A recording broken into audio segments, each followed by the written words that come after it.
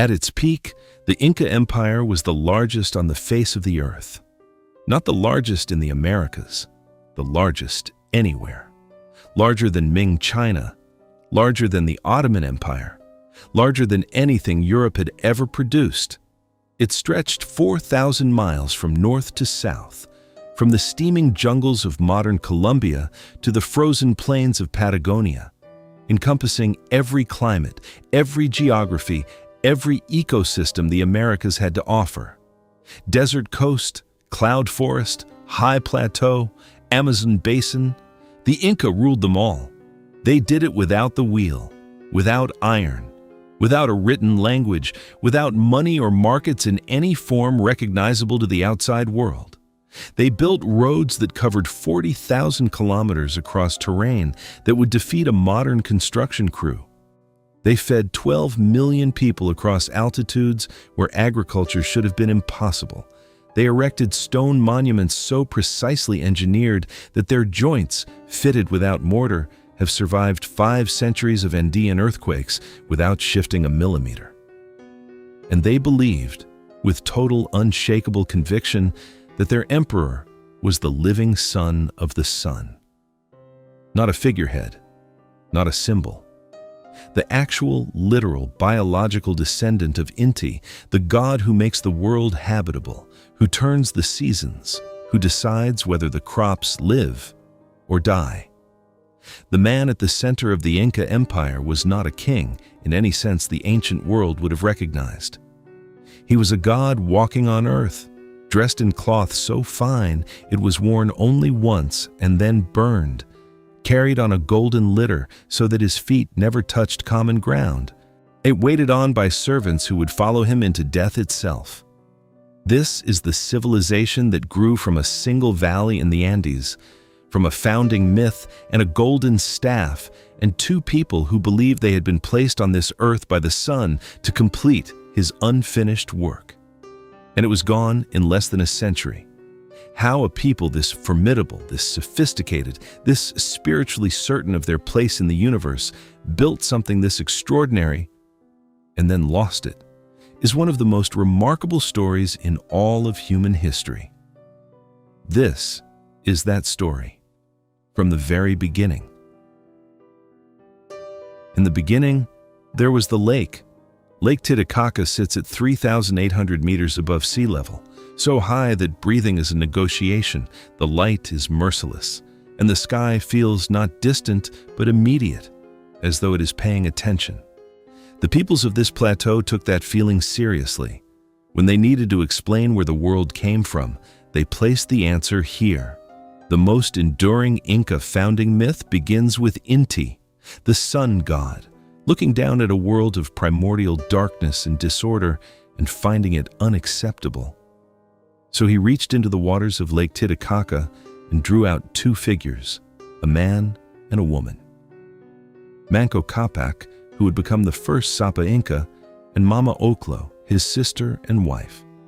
He placed a golden staff in their hands and gave them a single instruction. Walk north, test the earth as you go, and when the staff sinks all the way into the ground at a single thrust, stop. That is where you build. They walked. The earth refused.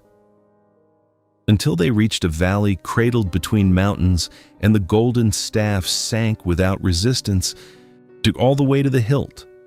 That valley was Cusco. That, according to the Inca, is how civilization began. There is a second myth, older and stranger. In this version, Manco Cápac does not emerge from a sacred lake at all. He comes from underground, from a cave called Pachacuti, the Inn of Dawn, south of Cusco. With him emerge his 7 brothers and 7 sisters, the founding lineages of the Inca people, blinking as they surface into daylight and beginning the long walk toward their destiny. 2 different stories, 2 different geographies. 1, political purpose. This is the first thing you need to understand about the Inca. They were not naive about the stories they told. Myth, for the Inca, was not religion in the private, personal sense that word tends to carry today. It was governance, It was the operating system of empire. Because if you are the literal cosmological son of the sun, your authority cannot be debated or voted away. You do not govern by persuasion. You govern because the universe requires it. Every farmer planting a field, every soldier answering a call to arms, every woman weaving cloth in a state workshop. None of them are serving a human king. They are maintaining the order of the cosmos. They are keeping the darkness from returning. Refusing the Sapa Inca is not rebellion. It is an act against reality itself. This is the deep logic behind one of the Inca Empire's most remarkable features. It was vast, and it ran on surprisingly little visible coercion. The Inca preferred negotiation to war, integration to domination.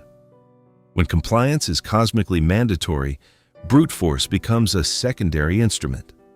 But none of this answers where the Inca actually came from.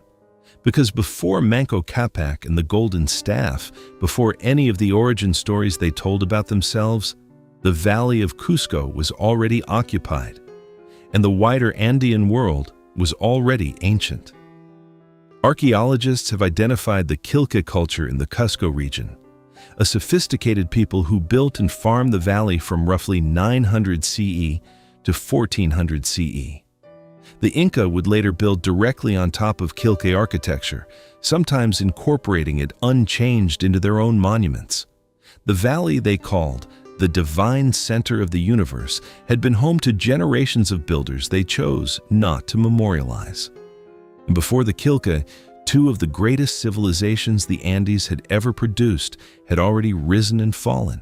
The Tiwanaku Empire dominated the Lake Titicaca basin from roughly 500 to 1000 CE, sustained by an agricultural innovation of breathtaking ingenuity. Raised field farming, elevated earthen platforms separated by water-filled channels, regulated soil temperature, captured frost, and dramatically extended the growing season at brutal altitudes. Tiwanaku's monuments, the Acapana Pyramid, the Gateway of the Sun, encoded a vision of sacred geography and cosmic order that the Inca would absorb so completely it became invisible within their own tradition. The Wari Empire, running parallel to Tiwanaku and centered further north, gave the Inca something even more immediately useful: a working model of how to administer a large state. Wari built roads. Wari built supply depots at regular intervals along those roads. Wari imposed labor obligations on conquered populations and relocated communities across the empire to dissolve local loyalties and build new ones. When the Inca did all of these things centuries later and presented them as Inca innovations, they were being, at best, selective with the historical record. The genius of the Inca was not invention, it was synthesis. The ruthless, brilliant capacity to absorb everything that came before and forge it into something more coherent and more durable than any of its predecessors. They were the heirs of 1,000 years of Andean experimentation, and they knew precisely what to do with the inheritance. What they built in Cusco was not merely a city. It was a cosmogram, a physical map of the universe, constructed in stone and water and sacred geometry. The Inca laid out Cusco in the shape of a puma, the sacred mountain lion. The great fortress of Sacsayhuaman on the hill above the city formed the animal's jagged, toothed head. Stone-lined river channels engineered through the city center formed its body. From the Coricancha, the Temple of the Sun, its walls once sheathed in beaten gold, 41 lines called seques radiated outward across the landscape, each connecting a sequence of sacred places: springs, caves, hilltops, tombs, fields. Over 300 sacred sites, all mapped, all connected, all pointing back to the same center. To live in Cusco was to live inside a prayer. At the center of that prayer stood the Sapa Inca, the unique Inca, the only Inca, son of the sun, lord of the four parts, living God. The office was unlike anything else in the ancient world. When a Sapa Inca died, He did not, from the Inca perspective, fully cease to exist. His body was mummified with extraordinary care and remained in his palace, attended by servants, consulted by priests, carried in procession at festivals, offered food and drink. He continued to own his estates, his wealth, his accumulated land. His descendants, the Panaca, managed his affairs and protected his memory indefinitely. This arrangement had a consequence that would shape the empire's entire trajectory. Each new Sapa Inca inherited the divine title and the cosmic authority, but not the wealth. That belonged to the dead, which meant every new ruler had to generate his own resources, which meant he had to conquer new territory, which meant the empire could not stand still. The Inca had built, without fully intending to, was a civilization with expansion written into its political DNA, a machine that could only function by growing. They did not think of themselves as conquerors. They thought they were completing the world. The Inca, in their own telling, had 8 rulers before history truly began. 8 Sapa Incas who reigned over Cusco in the centuries before the empire, presiding over a kingdom that was, by any honest accounting, unremarkable. A small highland polity, one power among many in a fractured Andean world. The Inca of this period controlled the valley of Cusco and its immediate surroundings, enough to sustain a people, not enough to threaten a continent. The names of these early rulers have come down to us through oral tradition. You've filtered through Spanish chroniclers who arrived a century after the fact and recorded what they were told by people whose interests were rarely served by accuracy. Sinchi Roca, Yoke Yupanqui, Maita Cápac, Cápac Yupanqui, Inca Roca, Yahuar Huacac. Each reign carries its legends, battles won, enemies subdued, sacred visions received. Some of it may be history. Much of it is almost certainly mythology in administrative dress, the kind of founding narrative every dynasty constructs to make its origins seem inevitable. What we can say with confidence is this. For most of the period between 1200 and 1400 CE, the Inca were a regional power of modest ambitions and modest reach. The great civilizations that surrounded them, the Chimu on the northern coast, the various highland confederacies, the remnant cultures of the old Wari heartland, regarded Cusco as a neighbor, not a threat. That was about to change. But first, it was going to get much worse. The 8th Sapa Inca was Viracocha Inca, and he was the first ruler in the dynasty to behave like something approaching an empire builder. Under Viracocha, Inca armies pushed beyond the immediate valley for the first time in any sustained way, subjugating neighboring groups and extending the kingdom's reach across a broader stretch of the southern highlands. He was ambitious, capable, and by the standards of what had come before him, genuinely expansionist. He was also, at the moment that mattered most, a coward. To the west and north of Cusco, a confederation of highland peoples known as the Chanca had been growing in power and ambition for decades. The Chanca were not a unified state in any formal sense. They were a loose alliance of groups bound by shared identity, shared grievance, and shared appetite for the territory that Cusco occupied. By the 1430s, they had decided that the time had come to act. The Chanca Confederation mobilized and marched on Cusco. What followed was not a skirmish or a border dispute. It was an existential assault on everything the Inca had built, their city, their dynasty, their cosmological claim to be the chosen people of the sun. The Chanca came to destroy, and for a terrifying moment, it seemed they might succeed.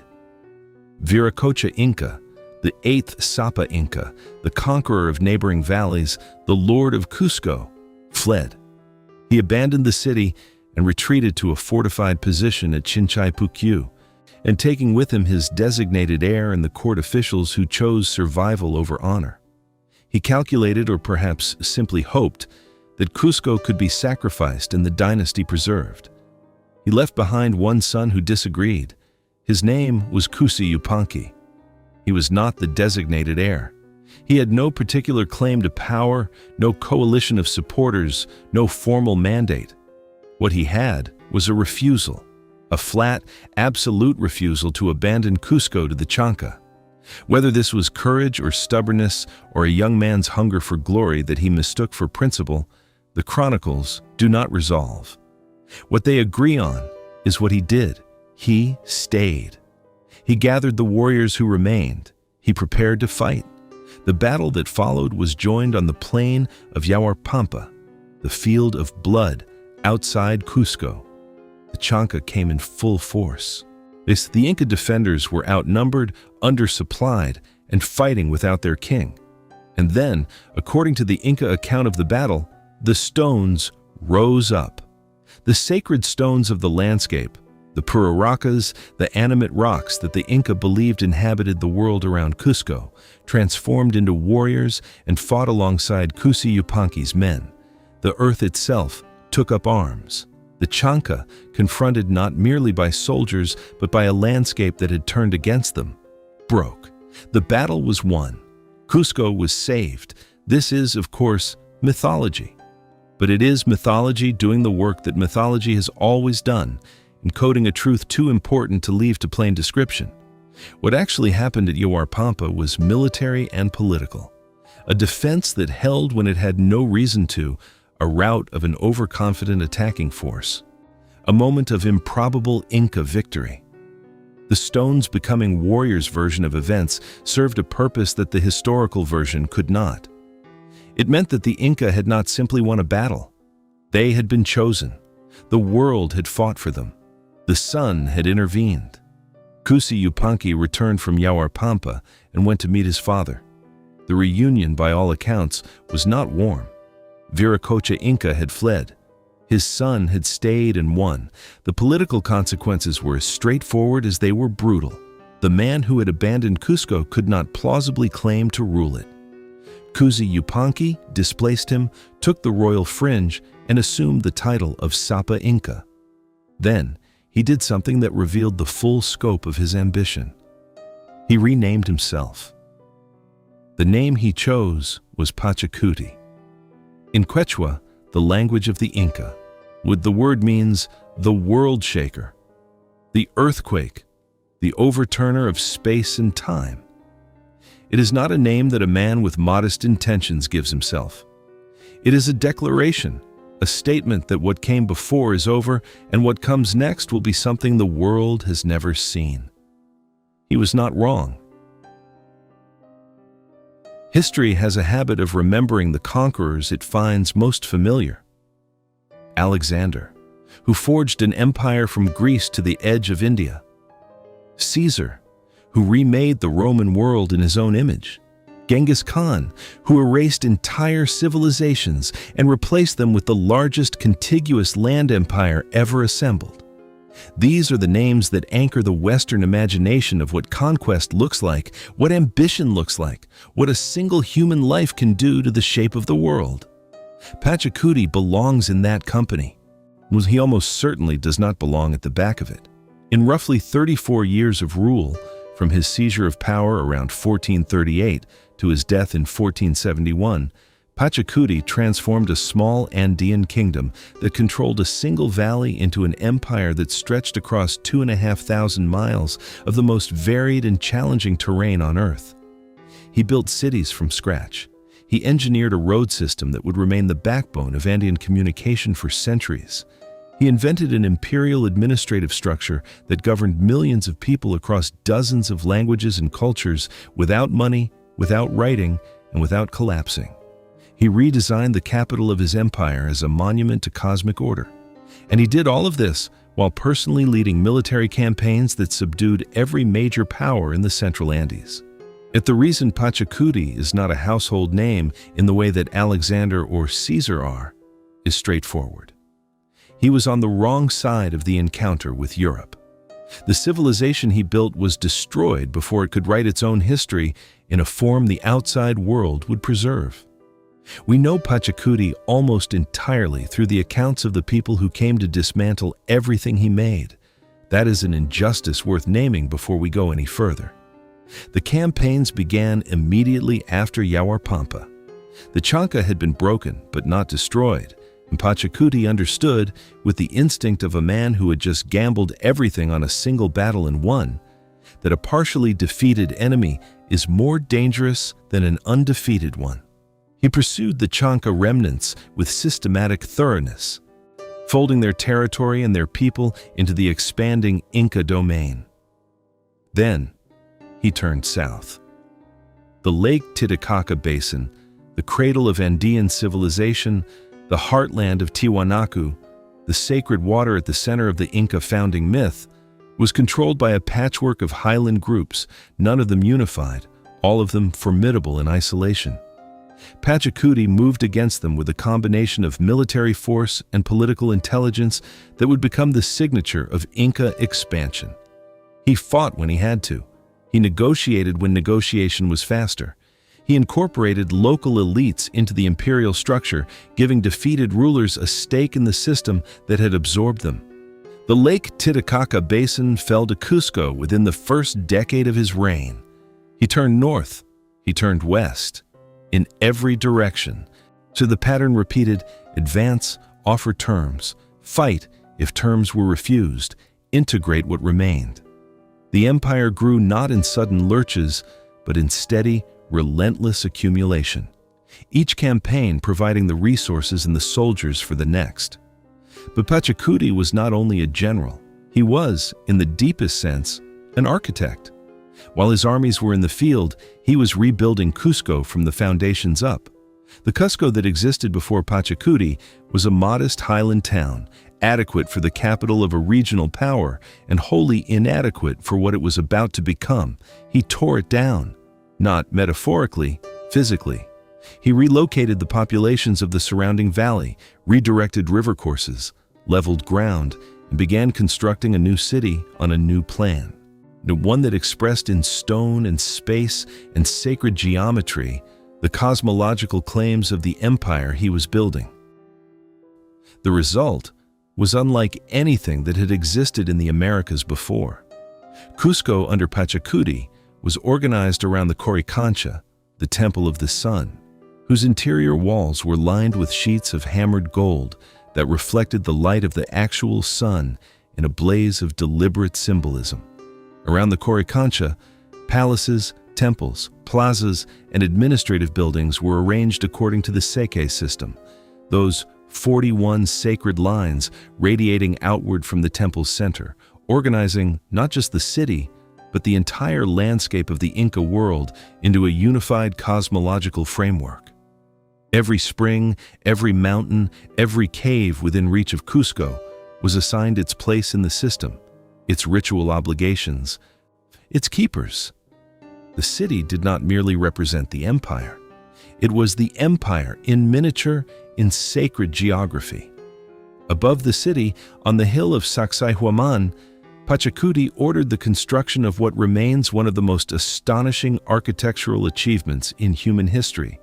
The walls of Sacsayhuaman are built from stones of a scale that seems, even now, to resist comprehension. Individual blocks weighing 100, 150, 200 tons, quarried from sites miles away, transported across mountainous terrain without wheeled vehicles, without iron tools, without draft animals capable of moving such loads, and then fitted together with a precision that has outlasted 5 centuries of seismic activity.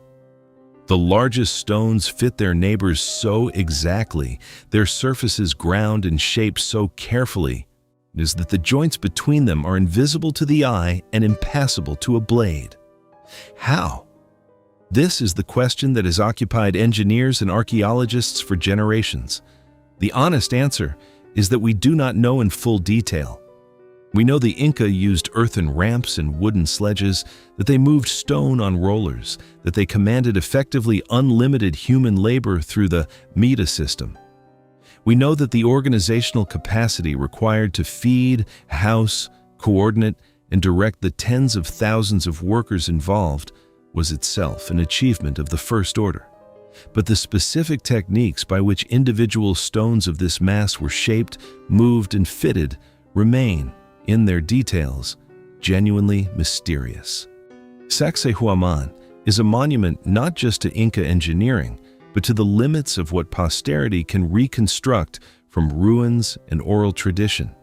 High in the mountains above the Urubamba River, on a saddle between two peaks at 2,430 meters, Pachacuti also commissioned the construction of an estate that would become, centuries after its abandonment, the most recognized image of the Inca world. Machu Picchu was not a secret city. It was not a refuge or a hiding place or a site of last resort. It was a royal retreat, a private estate built for Pachacuti's use and the use of his Panaca, his royal lineage corporation, after his death. It sat at the intersection of several Seke lines in a landscape of extraordinary sacred significance, now overlooking agricultural terraces that produced the food to sustain it and facing mountains that the Inca regarded as divine. It was, in the vocabulary of its time, a statement of personal power and religious devotion expressed in the finest stonework the empire could produce. It was abandoned, probably within a century of its construction, when the Spanish conquest disrupted the Panaca system that maintained it. With no royal mummy to serve and no royal estate to manage, the workers and priests and servants who had kept Machu Picchu alive simply left. The jungle grew over it. The outside world forgot it existed. It would not be encountered by any non-Andean person until 1911, when an American explorer named Hiram Bingham was led to it by local people for whom it had never been lost at all. That the instrument that made all of this possible, the construction, the conquest, the administration of a growing empire, was a system of labor obligation that Pachacuti either invented or dramatically formalized. The Mit-A. Every household in the Inca Empire owed the state a portion of its labor each year. Not money, the Inca had no currency. Not goods in the abstract, the empire operated on a logic of reciprocal obligation rather than market exchange. Labor. Specific, physical, time-limited labor directed by the state toward the state's purposes.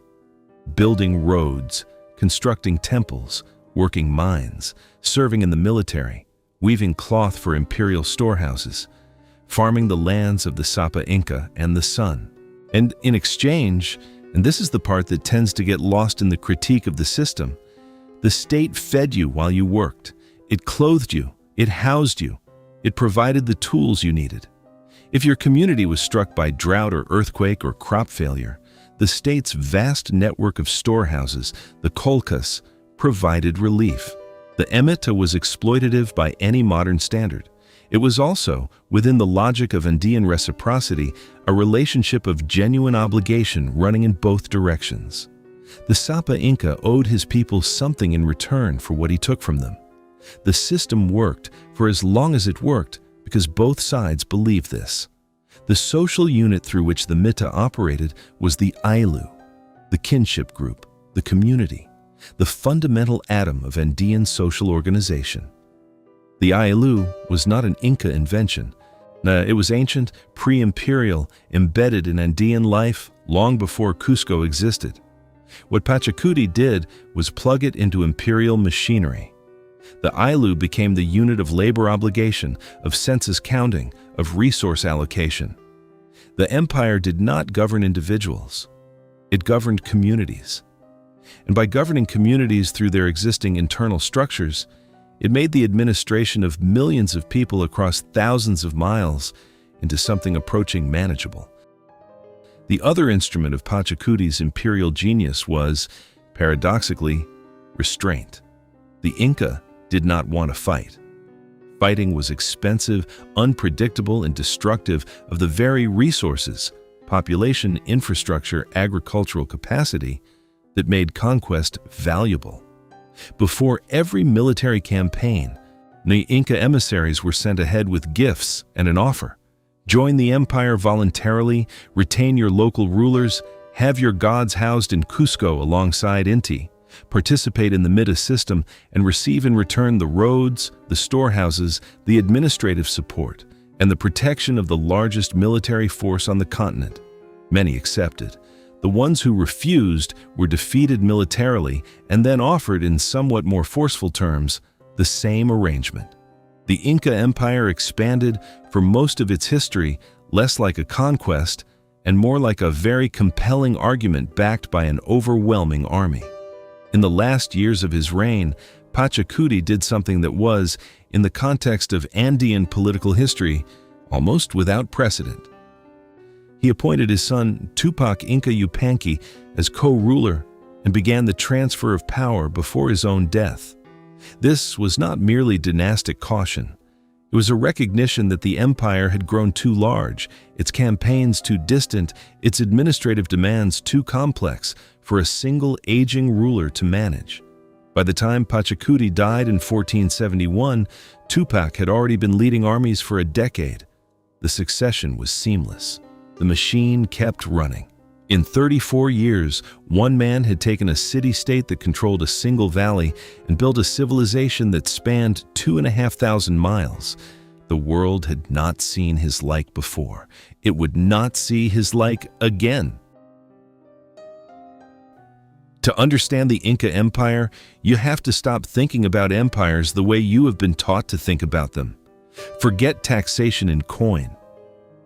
Forget standing armies paid in wages. Forget markets, merchants, currency, and the whole apparatus of economic life that every other major civilization in the ancient world took for granted. The Inca built something that, by the logic of every economic model we possess, should not have worked. And then they ran it successfully across 12 million people and 4 million square kilometers for nearly a century. So how did it actually work? It begins with a name. The Inca did not call their empire an empire. They called it Tawantinsuyu, a Quechua word that translates roughly as the four parts together. The four parts were the four suyus, the great quadrants into which the Inca divided the known world. Chinchaysuyu to the north, Antisuyu to the east, Kuntisuyu to the west, and Kulasuyu to the south. Each suyu radiated outward from a single point. The Coricancha, the temple of the sun at the heart of Cusco. The empire was not merely a political entity, it was a map of the universe, and Cusco was its center, and the Sapa Inca was the axis around which all four parts turned. This was not metaphor. The Inca meant it literally, architecturally, administratively. The four great roads that left Cusco in four directions were not just infrastructure. They were the spokes of a cosmic wheel. To travel them was to move through a world that had been ordered, named, and consecrated by the children of the sun. Those roads deserve their own moment.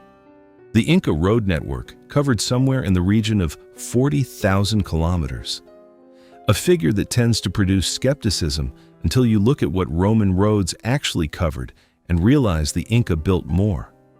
Across desert coast, through cloud forest, over mountain passes that exceed 4,000 meters, the roads ran. They were paved with stone where the terrain demanded it. They were lined with walls in the open pampa to prevent travelers from losing their way in the dark. They crossed rivers on suspension bridges woven from braided grass fibers, bridges that could bear the weight of a loaded llama train and were rebuilt by the local community responsible for their maintenance on a rotating basis. They cut steps directly into cliff faces where the gradient made any other solution impractical. The Romans built roads for armies and wheeled vehicles on relatively forgiving European terrain. The Inca built roads for human feet and llama hooves across some of the most extreme geography on Earth. The engineering challenges were not comparable. Neither in many ways were the achievements. And along these roads, at intervals of roughly a day's travel, sat the tambos.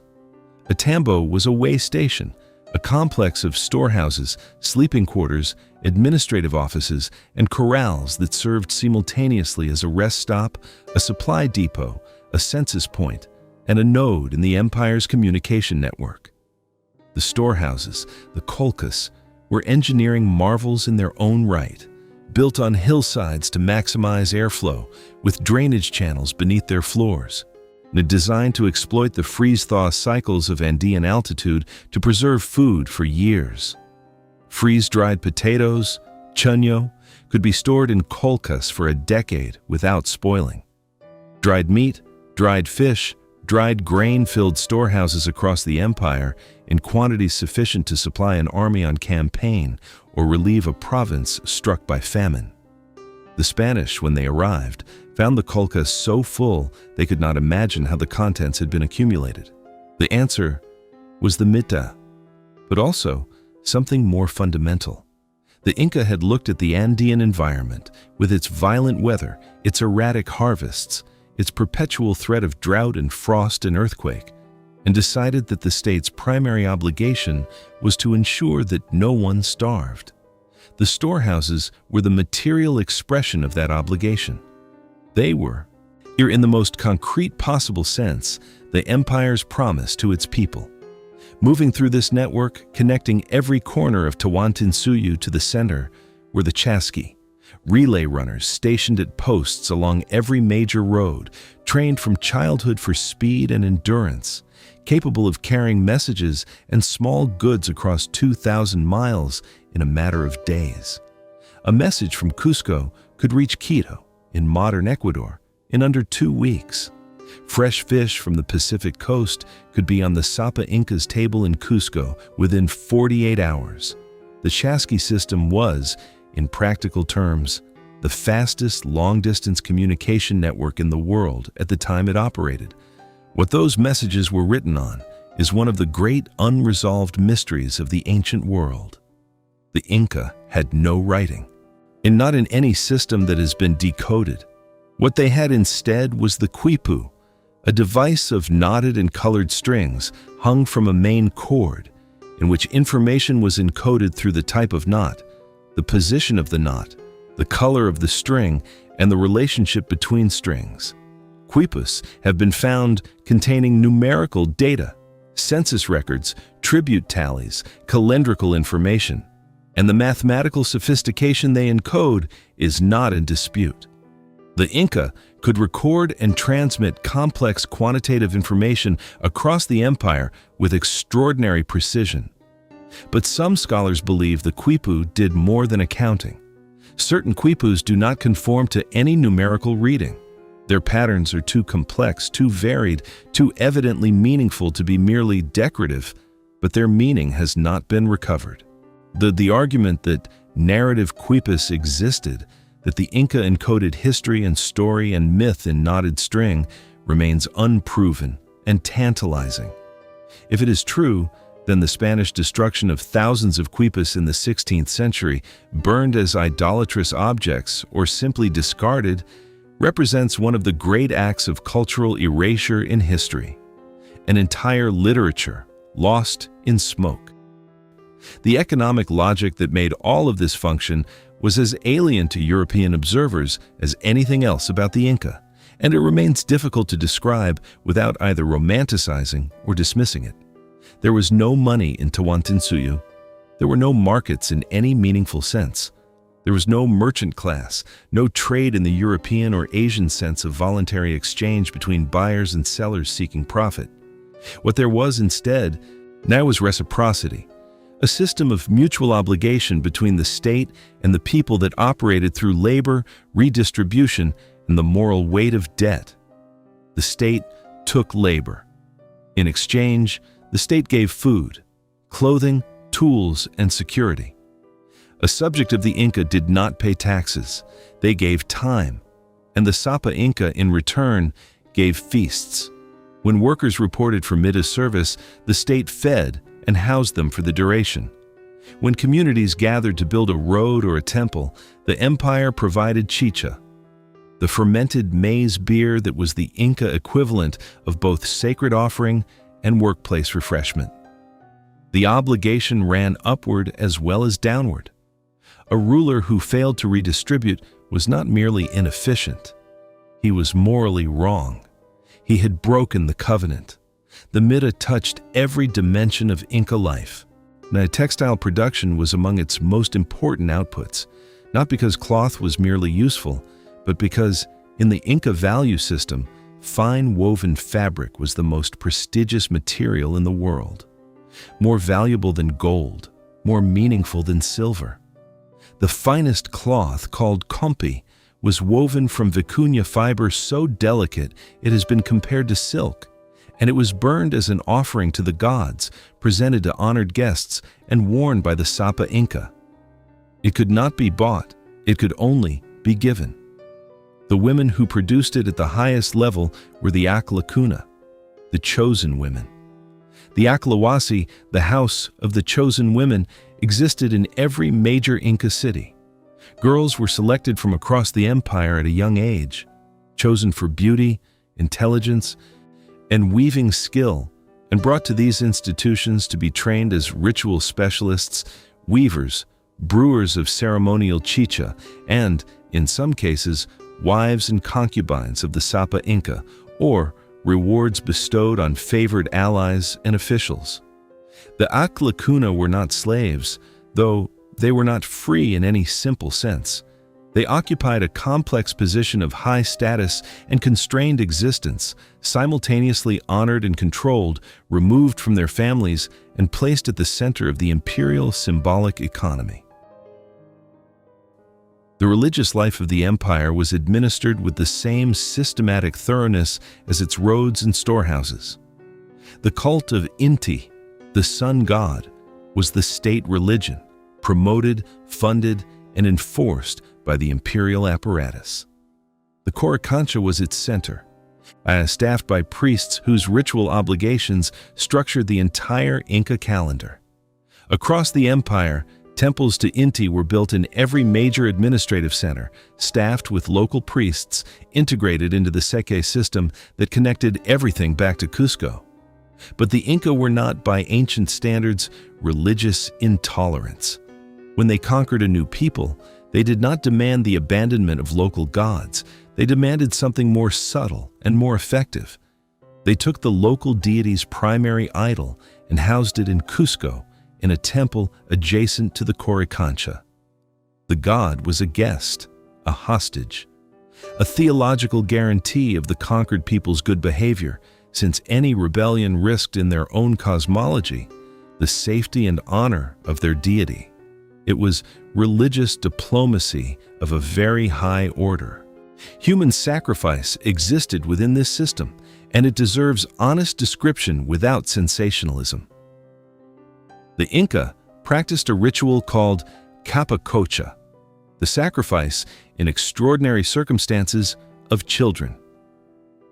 At the coronation of a new Sapa Inca, at the death of the old one, at moments of grave imperial crisis, children of high status were selected, feasted, honored, and killed, usually by suffocation or the administration of chicha until unconsciousness, and interred at sacred sites across the empire. The practice was rare, ritualized, and freighted with theological significance. It was not the mass sacrifice of popular imagination. Capacocha was the empire's most extreme statement that the world required maintenance, that the cosmic order demanded a price, and that the Inca were willing to pay it. Yet the military that enforced all of this was formidable by any pre-industrial standard. The Inca army drew on the Emeta for its soldiers, organized along the same decimal administrative structure that governed civilian life. Units of 10, 50, 100, 1,000, 10,000, each level commanded by a curaca, a local official whose authority derived from the state. Inca soldiers fought primarily with slings, a weapon of devastating accuracy and range in practiced hands, as well as clubs, spears, and in later periods, the weapons of conquered peoples folded into the imperial arsenal. They were fed from the Tambo network, clothed and equipped by the state, and motivated by a system of honors and rewards that made imperial service genuinely attractive. What the Inca army could not match was the psychological dimension of its own reputation. By the height of the empire, the knowledge of what happened to peoples who resisted, not slaughter, but absorption, relocation, the dismantling of local power structures, the removal of gods to Cusco, was itself a military instrument. The Inca did not need to win every battle. They needed potential enemies to believe correctly that the battle was not worth having. Quechua, the administrative language of the empire, was imposed across Tawantinsuyu as the language of governance, record-keeping, and interregional communication. Every official, every curaca, every chasqui runner was expected to speak it. But the Inca did not attempt to extinguish local languages. The hundreds of distinct tongues spoken across the empire continued to be spoken in homes and communities and local ritual contexts throughout the imperial period. This was not tolerance in any modern sense. It was administrative pragmatism. Governing through local structures meant governing in local languages.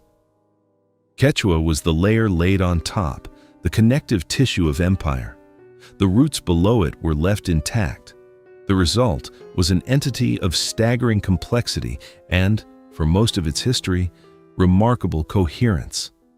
A civilization held together not by a shared language or a shared ethnicity or even entirely a shared religion, but by a shared system of obligation, a shared infrastructure, and the overwhelming gravitational pull of a center that had made itself convincingly and completely the axis of the world. Pachacuti had built the machine. Now it needed someone to run it at full speed. His son, Túpac Inca Yupanqui, had been co-ruler and military commander for the better part of a decade before he assumed sole power in 1471, and by the time he did, he had already demonstrated that the appetite for expansion his father had institutionalized was entirely his own. If Pachacuti was the architect of the Inca Empire, Túpac was its greatest engine of conquest, the ruler who pushed Tawantinsuyu to the edges of what the Andes and the peoples beyond them could absorb. His most consequential early campaign was against the Chimu. The Chimu Empire occupied the northern coast of Peru and was, by any measure, the most sophisticated rival civilization the Inca had yet encountered.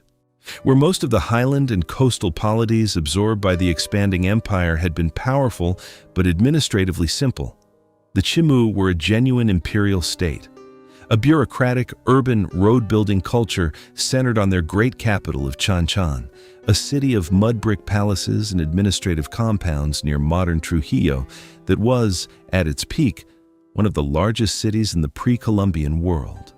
The Chimu had their own road system, their own redistribution economy, their own system of labor obligation. They were not an obstacle, they were a competitor. Túpac did not defeat the Chimu on the battlefield, he strangled them. The Inca controlled the highland sources of the rivers that fed the Chimu coastal irrigation systems, the canals and channels on which the entire agricultural economy of the Chimu north coast depended. Now by controlling the water, the Inca controlled the food. The Chimu capitulated without a decisive military engagement. Their last king, Minchansaman, was taken to Cusco, where he lived in honored captivity, a political trophy whose presence communicated to every observer the totality of the Inca victory. Chimu administrative techniques, road-building methods, and metalworking traditions were absorbed into the empire wholesale. The conquered had made the conqueror more capable. Then, Túpac did something that has puzzled historians ever since. He went to sea.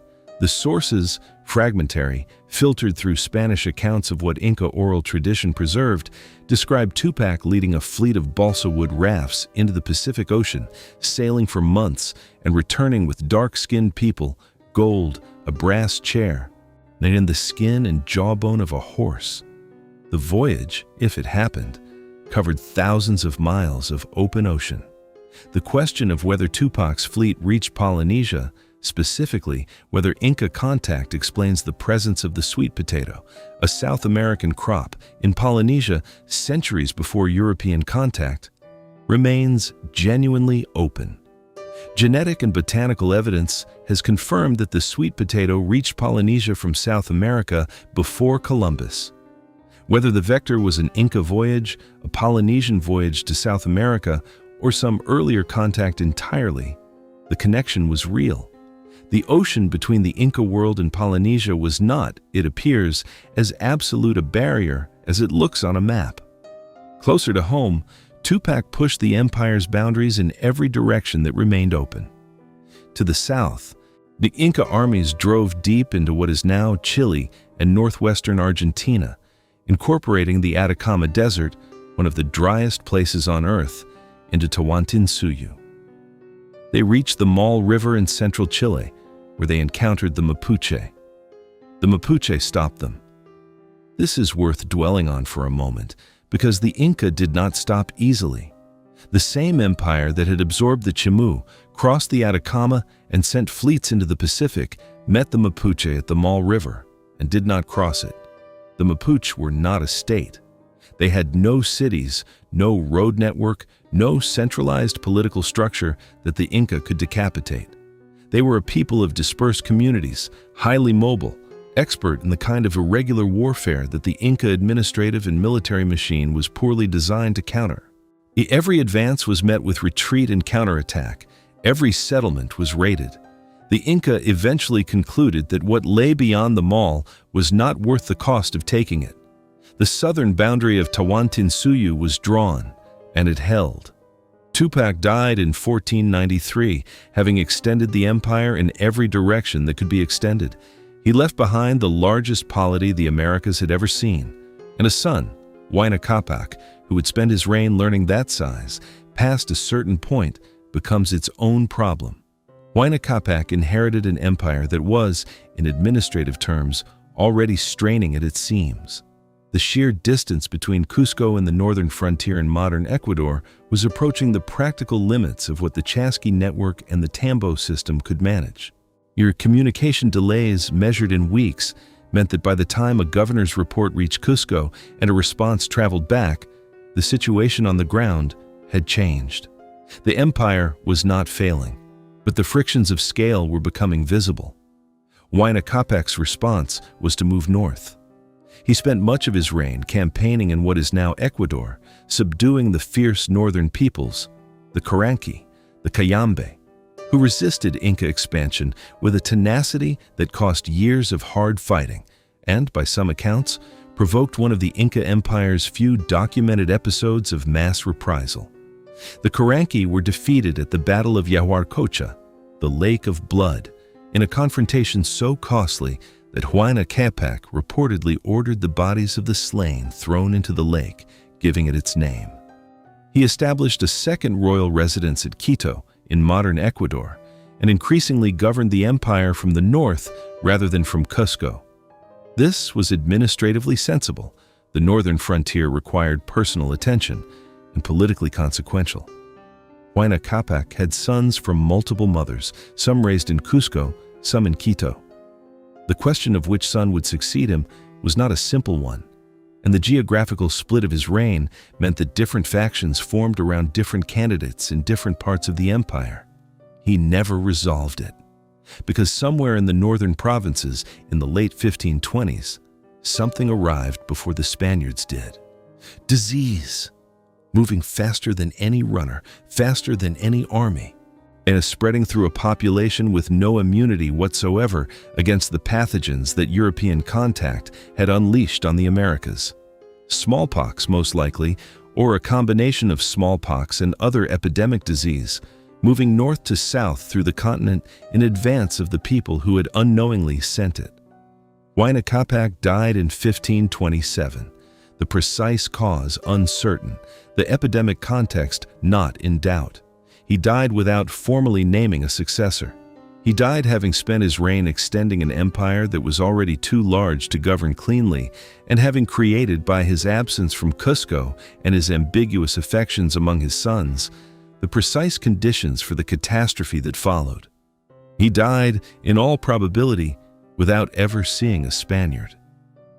At the moment of his death, Tawantinsuyu covered approximately 4 million square kilometers. It contained somewhere between 10 and 12 million people.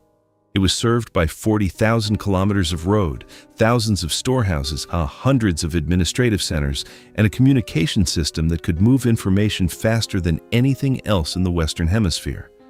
It was the largest empire on Earth, and it had perhaps 5 years left.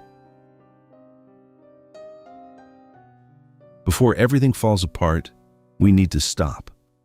We need to stand inside this world for a moment, the world as it existed in 1527 at the death of Huayna Cápac, before the succession crisis, before the Civil War, before the ships appeared on the horizon.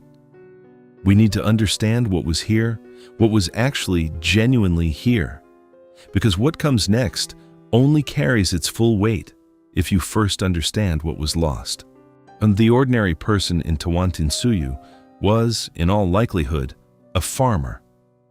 They lived in a community of perhaps a few hundred people, in a house of stone or adobe with a thatched roof, in a valley or on a hillside that their family had worked for generations. Their world was organized around the Ailu, the kinship community that was simultaneously their family, their labor union, their religious congregation, and their safety net. They spoke their local language at home. They knew Quechua as the language of officials and roads.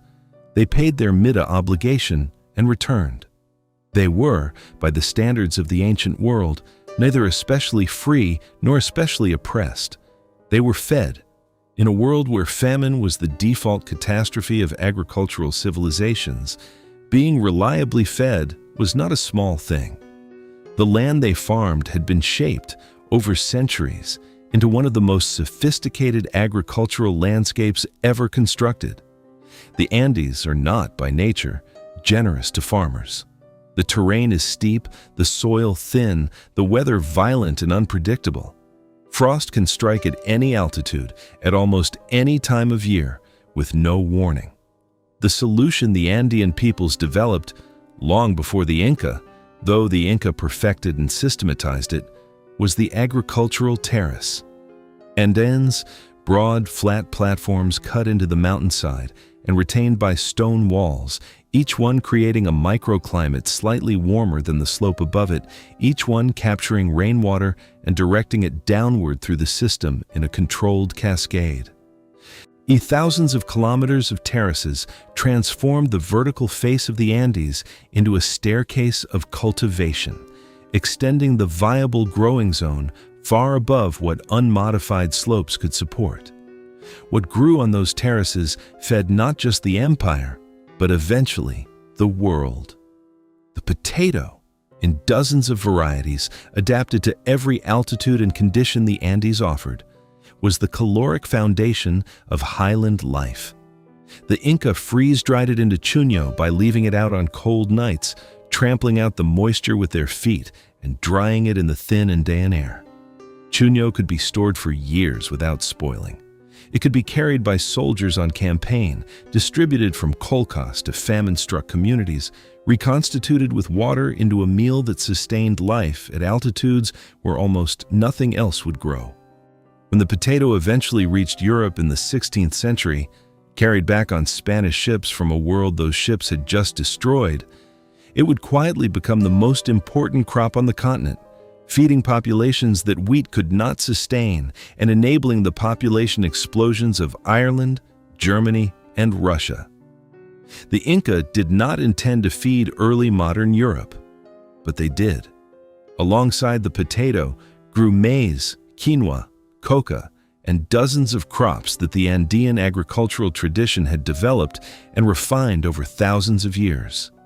Llamas and alpacas provided meat, fiber, and transport. The alpaca's fleece, and above it, the almost impossibly fine fiber of the wild vicuña, was the raw material of the most valued luxury good in the Inca world. Not gold, not silver, cloth. And this is perhaps the single fact about Inca culture that most thoroughly disorients a modern observer. In a civilization that produced extraordinary goldwork, masks, figurines, the legendary gold-sheathed walls of the Coricancha, fine woven textiles outranked metal as a marker of status, a medium of sacred exchange, and an expression of human achievement. The finest Campi cloth, woven from vicuña fiber on backstrap looms by the Eklacuna, was so precious it was burned as an offering to the gods.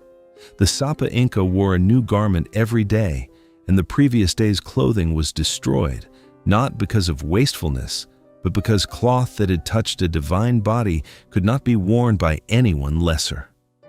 To give fine cloth was the highest gift. To receive it was the highest honor. The visual and performing arts of the Inca were inseparable from their religious and political life. Architecture was art and cosmology simultaneously, every building a statement about the relationship between human beings and the sacred landscape. Music accompanied every ritual occasion. The Inca played panpipes, drums, trumpets of shell and ceramic, and a variety of flutes. Their songs, and most of them lost, their melodies unrecorded, carried history, genealogy, and theology in a culture where memory was the only archive. The calendar that organized this world was both solar and lunar, maintained by specialist astronomers who observed the movements of the sun, moon, and stars from towers and sightlines built into the landscape around Cusco. The most important moment in the Inca year was Inti Raymi, the Festival of the Sun, held at the winter solstice when the sun was at its furthest and weakest and most in need of ceremony to call it back. The entire imperial court gathered in the great plaza of Cusco. Offerings were made. The Sapa Inca raised a golden cup to the sun and poured libations. Music filled the city. The dead Sapa Incas, their mummies carried from their palaces on golden litters, attended alongside the living. The boundary between the present and the ancestral past dissolved for the duration of the festival, and the empire, in that moment, was not a political entity. It was a family reunion across time. Consider what this civilization was and was not. No writing, no wheel, no iron tools, no money, no arch in their architecture. The Inca built with corbelling and post and lintel construction, never having developed or adopted the arch that made Roman and Gothic engineering possible. No large domesticated animals beyond the llama and alpaca. By the checklist that Western historiography has traditionally used to assess the sophistication of ancient civilizations, the Inca fail item after item. And yet, roads that covered 40,000 kilometers across the most difficult terrain on Earth, cities of stone fitted with a precision that modern engineers struggle to explain, an agricultural system that fed 12 million people without depleting the land, a logistics network that could move goods and information faster than any contemporary system in the world, a theological framework so coherent and so politically integrated that it held together an empire of extraordinary ethnic and linguistic diversity for over a century without a standing army of occupation. By every metric we use to measure civilization, the Inca should not have worked, and yet here they were, the largest empire in the world. Every empire carries within it the specific contradiction that will eventually destroy it. For Rome, it was the problem of succession. Who commands the loyalty of the armies when the emperor dies? For the Mongols, it was the fracturing of loyalty across too many competing descendants of Genghis Khan. For the Inca, the flaw was embedded in the very system that had made them powerful and had detonated at the worst possible moment in their history. Huayna Cápac died in 1527 without naming a successor. This was not unusual in Inca political culture. The Sapa Inca was not obligated to name his heir publicly or in advance. Succession was determined through a combination of the dying ruler's expressed wishes, the political weight of the Panaka corporations, the influence of the high priests of Inti, and frequently the military capacity of competing candidates to make their claims stick. What was unusual, what was catastrophic, was the specific situation Huayna Cápac left behind. He had two sons of sufficient status, sufficient support, and sufficient ambition to contest the throne. And they were based, culturally and politically, in opposite ends of an empire that had grown too large for its center to hold. Huascar was the son of Huayna Cápac's principal wife, Nkoya the Queen, in Cusco. His claim was, by the conventional logic of Inca succession, the strongest.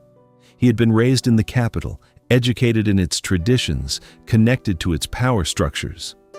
The Cusco Panaca corporations, the priestly establishment of the Coricancha, the old imperial nobility of the southern heartland, these were his constituency. He was, in the estimation of those who supported him, the legitimate heir to everything his father had built. Atahualpa was the son of a secondary wife, a woman from the northern province of Quito, where Huayna Cápac had spent so much of his reign. He had grown up close to his father, traveled with him on campaign, earned the loyalty of the empire's most experienced and capable military commanders. Quizquiz and Chalcuchimac, the two generals who had led the Inca armies through Huayna Cápac's northern campaigns, were Atahualpa's men. Their armies were the finest fighting forces in Tawantinsuyu. They were stationed in the north. They were ready. What followed was 5 years of war that tore the empire apart from the inside. The conflict began with negotiation and collapsed into violence with a speed that suggests both sides had been preparing for it long before Huayna Cápac's death made it inevitable. Huáscar, from Cusco, sent demands that Atahualpa acknowledge his supremacy and surrender his claim. Atahualpa, from Quito, sent back responses of varying degrees of diplomatic ambiguity and continued building his military position. When Huáscar's patience ran out and he sent an army north, it was met by Atahualpa's forces and destroyed. This was the moment the civil war became a civil war.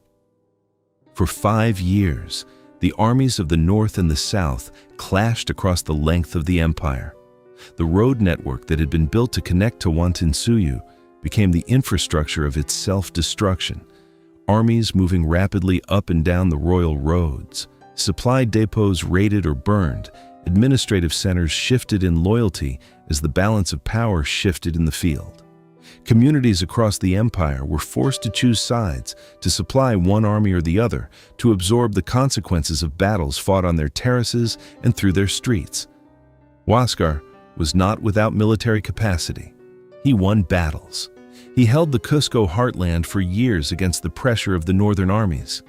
But Quizquiz and Chalcuchimac were, nor by any assessment, the superior commanders.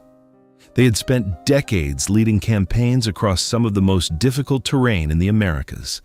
They knew how the Inca military machine worked at its highest level of function, and they had more of it. The end came at the Battle of Quipepan, fought near Cusco in 1532. Huáscar's forces were broken. He himself was captured, not killed, because a dead rival is simply gone, while a living rival in chains is a political instrument of considerable value. Atahualpa, receiving the news in the northern city of Cajamarca, where he had paused his triumphant southward march, ordered something that went beyond the conventional Inca logic of political absorption. He ordered the destruction of Huáscar's Panaca, not just the defeat of his faction, not just the imprisonment of his supporters, that the systematic elimination of the entire royal lineage corporation that constituted Huáscar's political and ancestral base. Huáscar's wives and children, his officials and nobles, the people who carried his history, who tended his gods, who would have maintained his mummy and his memory after his death. The Panaca was the unit through which an Inca ruler persisted into the future. Destroying it was not just a political act. It was an attempt to unmake a man's existence across time. It was also a sign of something new in Atahualpa's behavior, a willingness to break the rules of Inca political competition in ways that alarmed even his own supporters.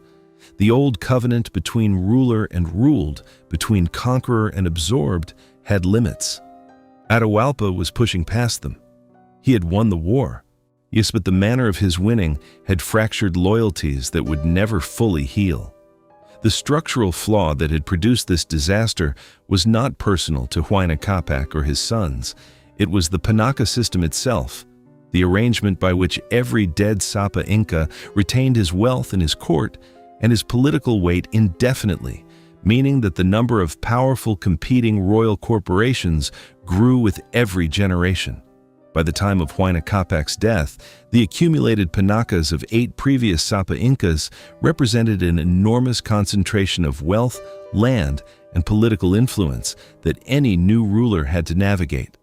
The system that had preserved Inca royal memory had also created a political environment of permanent factional competition, one in which the death of a ruler without a clear designated successor was almost certain to produce conflict. The Inca had known this was a problem.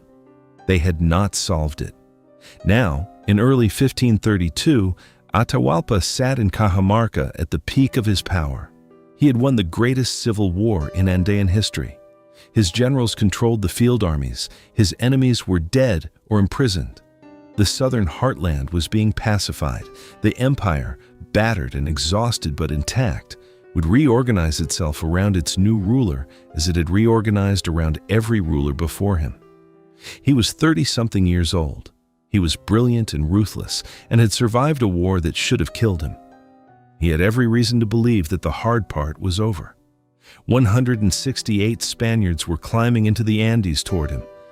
He had heard reports of strange men on the coast, bearded, pale, riding animals no one in the empire had seen before, carrying weapons that made noise like thunder. He was not particularly concerned. He had 80,000 soldiers. He had just defeated the most powerful army in the Western Hemisphere. He invited the strangers to come and meet him at Cajamarca, curious perhaps, in the way that a man who has won everything can afford to be curious about novelty. Atahualpa had just won the greatest civil war in Andean history. He had no idea he had already lost. To understand what happened to the Inca Empire, you first have to understand the man who walked into it. Francisco Pizarro was born in Trujillo, in the Spanish region of Extremadura, sometime around 1471. The same decade Pachacuti died, and Túpac Inca Yupanqui began his campaigns. He was illegitimate, unacknowledged by his father for most of his early life, and raised in poverty of the kind that leaves a permanent mark. He could not read. He had worked as a swineherd. He had no formal military training, no noble connections, no patron of significance. By every measure of the world he was born into, he was nobody. He went to the Americas because nobody had nothing to lose. He arrived in the New World in 1502, spent years in Hispaniola and Panama, accumulating modest experience and immodest ambition, and by the early 1520s had become convinced on the basis of rumors filtering up from the south that somewhere beyond the known edge of Spanish exploration lay a civilization of staggering wealth. He organized a first expedition in 1524. It failed. Disease, starvation, hostile coastline. A second expedition in 1526 pushed further south, made contact with Inca traders on the open ocean, saw with their own eyes the gold and silver and fine cloth aboard the trading vessels, and confirmed that the rumors were real. Then, it also collapsed, the crew mutinous, the investors exhausted. It was during the retreat from this second expedition that Pizarro did the thing that defined him. Ordered back to Panama by his partner Diego de Almagro, facing the end of everything, Pizarro drew a line in the sand on the beach of Isla del Gallo. He pointed south, toward Peru, toward the unknown, toward the empire none of them had yet seen. And he said to the men standing with him, "On this side, poverty. On that side, glory. To cross to my side, if you will." 13 men crossed. They became known as the 13 of Fame, and their crossing was the moment the conquest of the Inca became inevitable. Pizarro returned to Spain, secured royal authorization for a third expedition, and sailed back to the Americas with 168 men, 27 horses, and 3 small cannons. By any strategic assessment, it was an absurd force for the task he had set himself. He did not care. He had seen the gold on the trading rafts. He had heard what lay inland. He was 50 years old, and he had been nobody his entire life, and he was not going back. The third expedition landed on the Peruvian coast in 1532 and began moving inland. Pizarro had timed his arrival, whether by design or extraordinary fortune, at the precise moment Atahualpa was consolidating his victory in the Civil War. The empire was exhausted and fractured. The new Sapa Inca was occupied with the political consequences of his own triumph. And when reports reached Atahualpa of the strange men moving through his territory, he made the decision that would end his world. He invited them to come to Cajamarca. His reasoning was logical within the framework of everything he knew. He had 80,000 soldiers. He had just destroyed the most powerful army on the continent. A group of fewer than 200 strangers, however odd their appearance, however strange their animals, was not a military threat. They were a curiosity, perhaps a diplomatic opportunity, certainly nothing to fear. He would receive them, assess them, and decide what to do with them at his leisure. He was the son of the sun. The world arranged itself around him. On the afternoon of November 15th, 1532, Pizarro's men entered the empty plaza of Cajamarca. Atahualpa's camp, tens of thousands of soldiers, the full apparatus of the imperial court, covered the hillside above the town. The Spanish spent that night in a state of terror that their own accounts record with unusual candor. They were surrounded. They were outnumbered by a margin that made the word outnumbered feel inadequate. Several men, according to the chroniclers, lost control of their bodily functions from fear. Pizarro spent that night planning a massacre. The following afternoon, November 16th, Atahualpa entered the plaza in full imperial procession, carried on a golden litter, surrounded by thousands of unarmed attendants in ritual dress. Preceded by singers and dancers, every element of the arrival calibrated to express the absolute power and sacred majesty of the Sapa Inca. He entered a plaza that appeared empty. The Spanish were hidden in the buildings around its edges. A Spanish friar named Vicente de Valverde walked out to meet him. He carried a Bible and a cross. Through an interpreter of limited competence, he delivered the requerimiento, a legal document that the Spanish crown required to be read aloud before any act of conquest, informing the people about to be conquered of the existence of God, the authority of the Pope, and the sovereignty of the Spanish king, and demanding their immediate submission. The document had been composed by lawyers in Seville for use in a world those lawyers had never seen. It was read in Spanish to a man who spoke Quechua. It was theologically and politically absurd. It was also, under Spanish colonial law, entirely sufficient. Once read, whatever followed was legal. Atahualpa listened to the translation, such as it was, and refused. He reportedly took the Bible, examined it, held it to his ear, heard nothing, and threw it to the ground. This, or perhaps simply the signal Pizarro had been waiting for, was enough. The Spanish opened fire. The cannons, the arquebuses, the cavalry pouring out of the buildings on all sides, in the enclosed plaza against tens of thousands of people who had no context for what was happening. The effect was not military in any conventional sense. It was psychological annihilation. The Inca attendants had no weapons. They had come to a diplomatic reception. They died in the plaza in numbers the Spanish chronicles record variously and probably inaccurately, but certainly in the thousands. Atahualpa himself, on his golden litter, was seized by Pizarro personally. Not a single Spaniard was killed. The army on the hillside did not move. This is the fact that most requires explanation, and the explanation reaches to the heart of everything the Inca had built.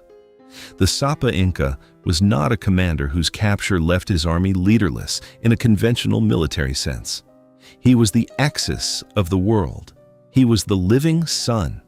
When he was taken, the frameworks through which his soldiers understood reality, their obligation, their purpose, the cosmic order that made their service meaningful, did not simply become uncertain.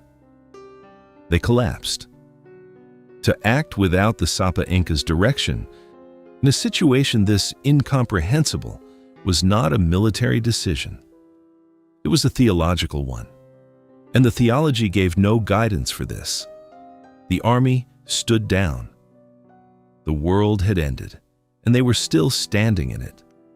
What followed over the next 8 months was, in its way, as revealing as the battle itself.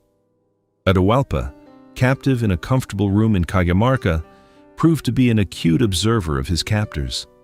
He watched the Spanish handle gold and silver with an appetite that he recognized as the organizing principle of their entire psychology. And he made them an offer. He would fill the room he was held in, a room approximately 6 meters by 5 meters, with gold as high as he could reach. And then he would fill 2 adjacent rooms with silver. In exchange, the Spanish would release him. The room was filled. It took months. He says objects were carried from across the empire, ripped from temple walls, melted down from sacred vessels, stripped from palaces. The gold came. The ransom was met. Pizarro executed him anyway. On July 26, 1533, Atahualpa was garroted in the plaza of Cajamarca, having been baptized at the last moment so that his body could be spared the burning he feared would prevent his passage into the next world. The Spanish gave him a Christian burial. They kept the gold. The march to Cusco that followed was not a battle. It was a procession through a world that had forgotten how to resist. Quisquis, the great northern general, fought rearguard actions of genuine skill and determination, but without the imperial infrastructure, without a living Sapa Inca, without the ideological framework that made Inca military service meaningful, his forces bled away. He was eventually murdered by his own men, who had decided that survival meant accommodation. The Spanish entered Cusco in November 1533 and found it magnificent beyond anything they had words for. They looted it systematically. Then, needing a mechanism for governing what they had taken, they did what conquerors have done since the beginning of political time. They found a local collaborator and put a crown on him. His name was Manco, a younger son of Huayna Cápac, and the Spanish installed him as Sapa Inca, a puppet ruler, legitimate enough to give their occupation the appearance of continuity, powerless enough to be managed. Manco accepted. He was, after all, navigating the same destroyed world as everyone else, and collaboration with the Spanish offered the best available chance of preserving something. The Inca thought they could use the Spanish. The Spanish thought they could use the Inca. They were both right. They were both wrong. The empire was gone. The Sapa Inca was dead. The gold of the Coricancha had been melted into ingots and shipped to Spain. But the people were still here, and they were paying attention. Manco Inca spent 3 years as a Spanish puppet, and in those 3 years he learned everything he needed to know about what the Spanish actually were, what they actually wanted, and what the word collaboration actually meant in practice. It meant watching Spanish soldiers strip temples of everything that could be carried. It meant watching the Aclacuna, the chosen women, the most honored women in the empire, taken by force. It meant being humiliated personally, repeatedly, and by men who regarded him as a useful prop. In 1536, Manco Inca escaped Spanish custody. He escaped by telling his captors he was going to retrieve a golden statue as a gift for Francisco Pizarro, and they let him go. He went to the highlands and raised an army. Contemporary estimates of its size vary wildly, but the force that gathered around Manco Inca in the spring of 1536 was enormous, drawing on the genuine, unresolved loyalty that vast portions of the empire still felt toward the institution of the Sapa Inca, even a Sapa Inca whose empire had been dismantled. The siege of Cusco began in April 1536 and lasted nearly a year. At its peak, Manco's forces had the city entirely surrounded. The small Spanish garrison inside was cut off, massively outnumbered, and under sustained assault. The Inca burned the thatched roofs of Cusco's buildings, including, in a moment of terrible symbolic weight, the buildings the Spanish had constructed on top of Inca foundations. with heated sling stones that set fire to whatever they touched. For weeks, it appeared genuinely possible that the Spanish would be destroyed and the empire, in some form, reclaimed. The turning point was Sacsayhuaman. Manco's forces held the great fortress above the city, and as long as they held it, the siege could be maintained. The Spanish, understanding this with the cold clarity of men fighting for their lives, launched a cavalry assault up the hill. On open ground, Spanish horses were terrifying, fast, armored, ridden by men with steel weapons, utterly unlike anything in the Andean world.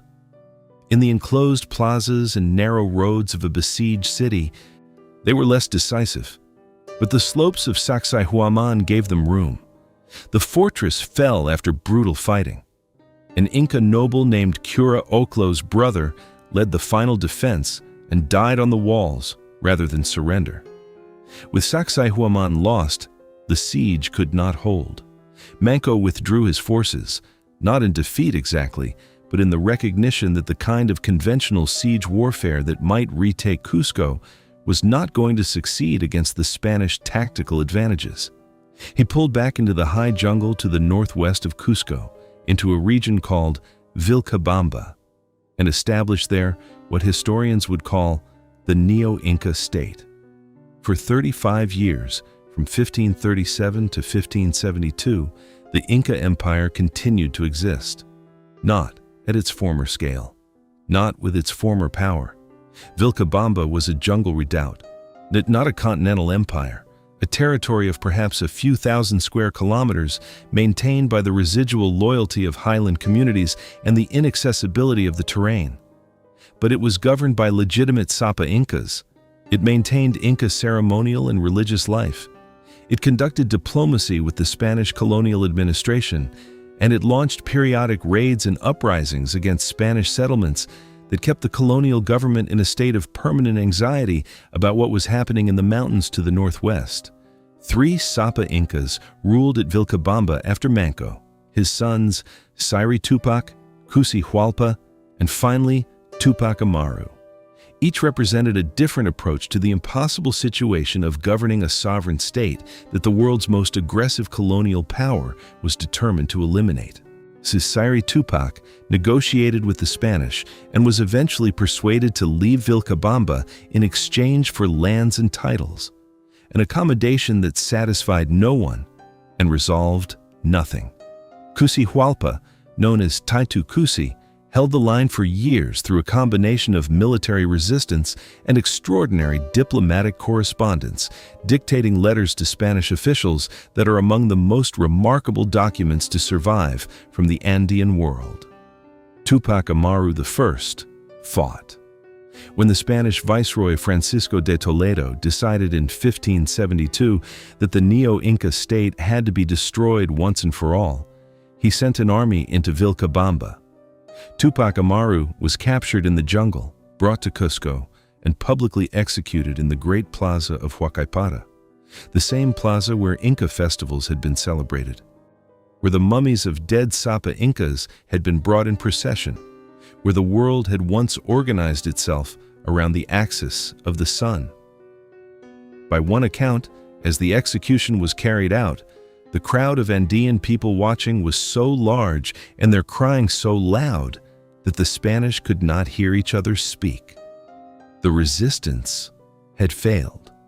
It had failed for reasons that had nothing to do with the courage or intelligence of the people who maintained it, and everything to do with forces that no amount of courage could counter.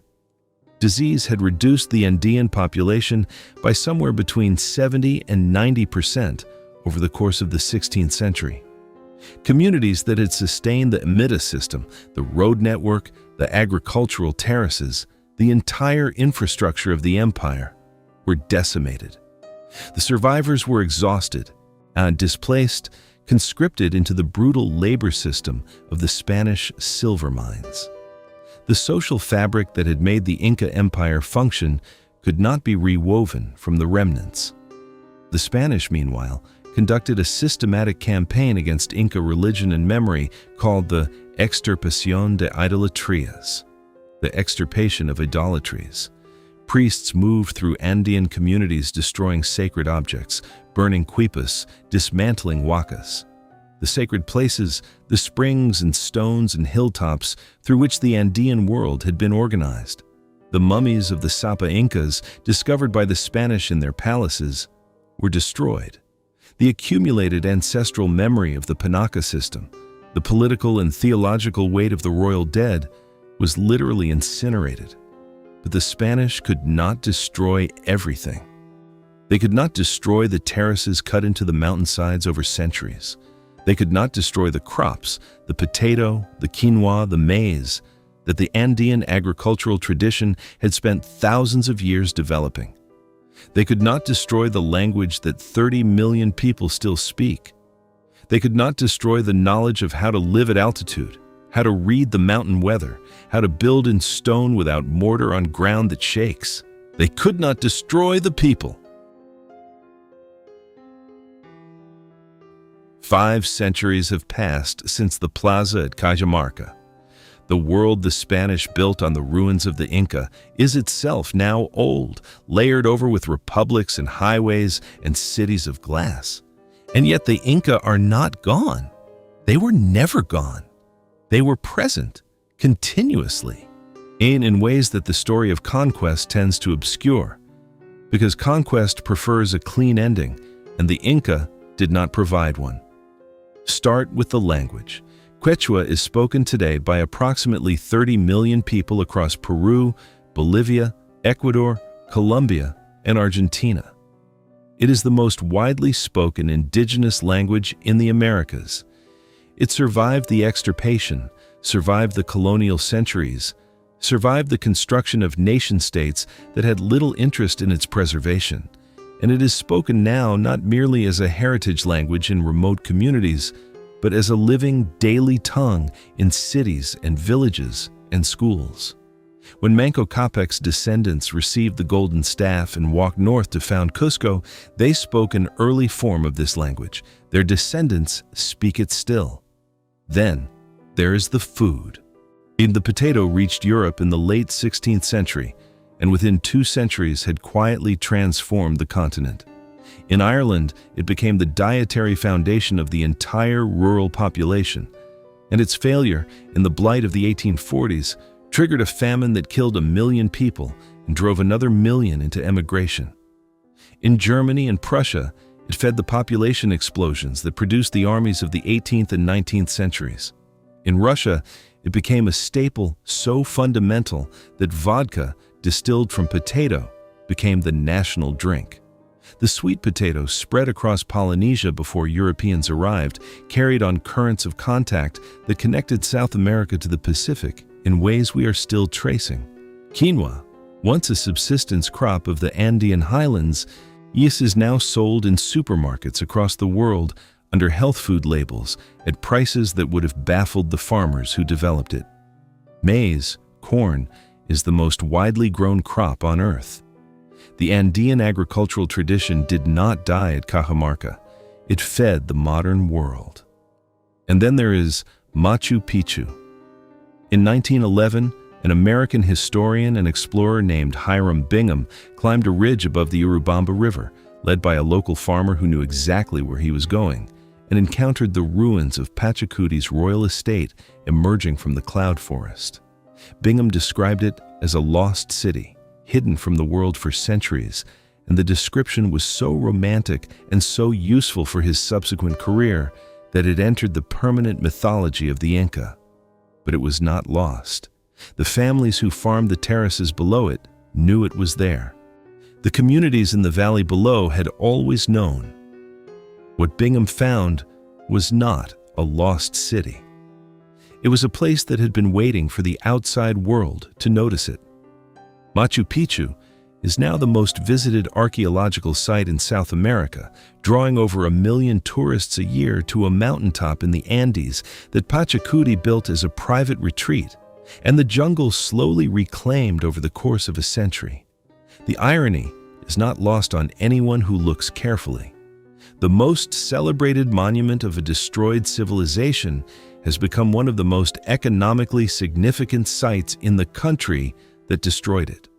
The Inca did not accept destruction passively, and the resistance did not end with Túpac Amaru I. In 1780, nearly 200 years after the execution in Cusco, a man named José Gabriel Condorcanqui took the name Túpac Amaru II, deliberately, consciously invoking the lineage and the memory of the last Sapa Inca, and led the largest indigenous uprising in the history of the Americas. His rebellion swept through Peru, Bolivia, and Argentina. It involved hundreds of thousands of people. It came close, for a terrifying period, to severing Spain's control of the entire Andean region. It was eventually suppressed with tremendous violence, and Túpac Amaru II was executed in Cusco, in the same plaza where his namesake had died 2 centuries before, in a manner of deliberate and spectacular brutality designed to end the idea of him as thoroughly as the man. The idea did not end. His face appears today on Peruvian currency. His name is carried by revolutionary movements across Latin America. He was never merely a historical figure. He was, and remains, a statement. In the countries that now occupy the former territory of Tawantinsuyu, Peru, Bolivia, Ecuador, parts of Chile, Colombia, and Argentina, Inca identity is not archaeology. It is politics. It is the argument made by indigenous communities about land rights and water rights and the terms on which their relationship with the state should be organized. It is the platform on which Evo Morales became the first indigenous president of Bolivia, wearing traditional dress to his inauguration in the ruins of Tiwanaku. It is the legal framework through which communities challenge mining operations that threaten the mountains their ancestors treated as gods. The Inca Empire ended. The Andean world did not. The deeper problem, the one that historians and archaeologists and descendants of the Inca all grapple with, is the problem of knowledge. We read the Inca almost entirely through Spanish eyes. The chronicles that survive, Cieza de León, Garcilaso de la Vega, Guamán Poma de Ayala, were written by people whose understanding of what they were describing was shaped by the categories of European thought, Christian theology, and the political needs of the colonial moment. Even Guamán Poma, who was himself of Andean descent and wrote to protest the abuses of the colonial system, was writing in Spanish for a Spanish king within a Spanish framework of what history was supposed to look like. What the Inca thought about themselves, in their own terms, in their own framework, and in the language of the sex system and the Panaca and the Quipu, is largely inaccessible to us. Not because it was never recorded, but because the recording was destroyed. The Quipus remain. Several hundred survive in museum collections and private holdings around the world. Researchers are still working on them. In recent years, new analytical methods, computational analysis of knot patterns, three-dimensional imaging, comparison across multiple examples, have opened small windows into the information they contain that purely visual inspection had kept closed. The numerical data is increasingly well understood. The question of whether narrative Quipus existed, whether there are histories and poems and theological arguments encoded in knotted string waiting to be read, has not been answered. It is still being asked. The story, in other words, is not over. It is not resolved into the clean arc of rise and fall that the structure of a history video tends to impose on it. The Inca are not a finished chapter, which brings us back to Cajamarca. 168 men did not defeat the Inca Empire. That is the myth, the story of Spanish audacity and Inca naivety, of steel against stone, of the inevitable triumph of European civilization over the civilizations it encountered. It is a myth that served the people who wrote the history, and it is wrong. What defeated the Inca Empire was smallpox, moving ahead of the Spanish by years, killing a ruler and leaving no clear successor. What defeated the Inca Empire was a civil war that exhausted its armies, shattered its infrastructure, and divided its loyalties at the precise moment the Spanish arrived. What defeated the Inca Empire was a system so centralized, so organized around the sacred person of the Sapa Inca that when the center was removed, the body could not move. The Spanish did not conquer a functioning empire. They walked into the wreckage of one and claimed the credit. None of this diminishes the horror of what followed: the population collapse, the destruction of the temples, the burning of the quipas, the silver mines of Potosi, which consumed indigenous lives with an efficiency that the Inca Mita, for all its demands, had never approached. The extirpation. The centuries of colonial extraction that drained the Andean world of wealth while insisting that the people it was drained from were incapable of producing it without European guidance. But it also does not erase what was here. 12 million people, organized across 4 million square kilometers, fed and connected and governed and spiritually sustained by a civilization that worked without the wheel, without iron, without money, without writing, that looked at the most difficult terrain on earth and decided it was not an obstacle, but a canvas. A civilization that believed at its core that the world was unfinished and that it had been placed here to complete it. The Inca did not finish the world. No one does.